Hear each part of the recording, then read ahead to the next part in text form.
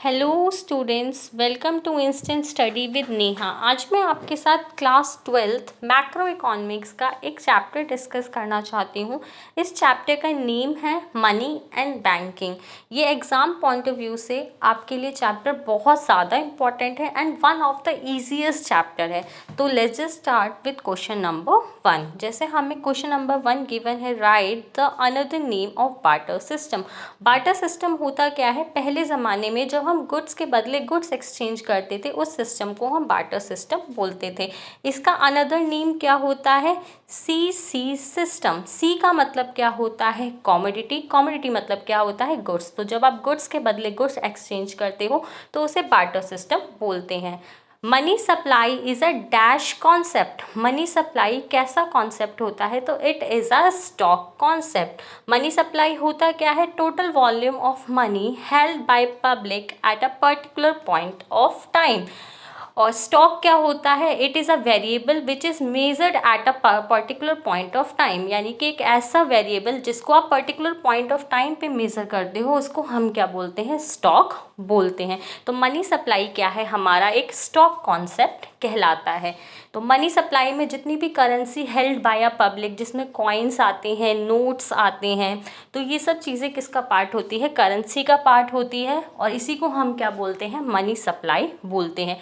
Money supply के measures, there are 4 measures of money supply, जिनके बारे में हम क्या है पढ़ना स्टार्ट करेंगे। तो क्वेश्चन नंबर 3 आपको गिवन है, what are the measures of money supply. Money supply के मेजर्स क्या हैं? तो इसके टोटल 4 मेजर्स आपको देखने को मिलेंगे, M1, M2, M3 and M4। M1 जो होता है, it is the most liquidable form of money, यानी कि जो इजीली एंड कैश हो सकता है। इसको नैरो मनी सप्लाई भी हम बोलते हैं। इसके अलावा इसका एक अनदर नेम है हाई पावर्ड मनी। इसको हम एक हाई पावर्ड मनी भी बोलते हैं। तो 1 मार्क में आप इसको अच्छे से करके जा सकते हैं।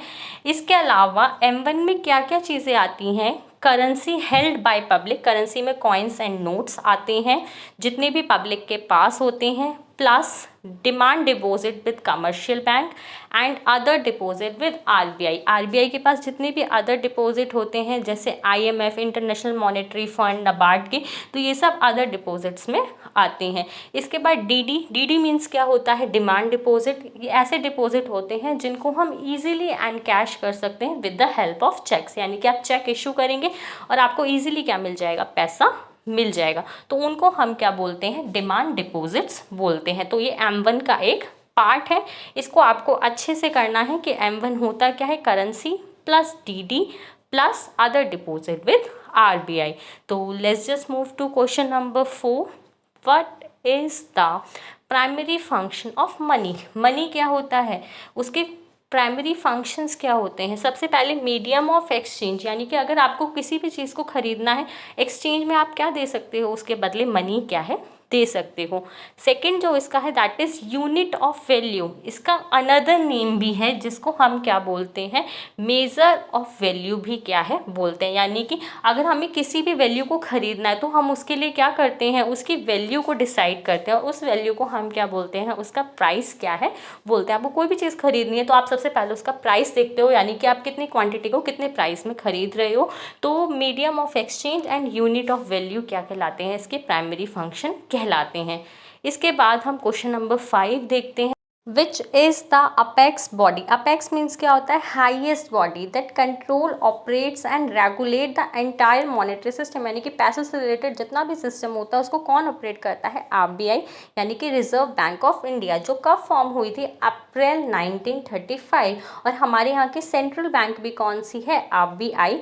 और इसके पास एक राइट होता है बैंक ऑफ इशू, यानी कि सोल अथॉरिटी होती है। सोल मीन्स क्या होता है? Single authority to issue currency. हमारे यहाँ पे जितने भी नोट्स प्रिंट होते हैं उनको कौन प्रिंट करता है? आरबीआई। और उस पर साइन कौन करता है? हमारे आरबीआई के गवर्नर। क्यों? क्योंकि हमारे यहाँ पे यूनिफॉर्मिटी रहे, सारे नोट्स क्या हो? एक जैसे रहे, इसीलिए इसको बैंक ऑफ इशू बोला जाता है। 1 रुपीज़ के नोट और कॉइन कौन इशू करता है? Ministry of finance. और इस पर साइन कौन करता है? हमारे फाइनेंस मिनिस्टर। तो 1 रुपये के नोट और कॉइन कहाँ से इशू होते हैं? Ministry of finance. एंड इस पर कौन साइन करता है? Finance minister. Question number 6।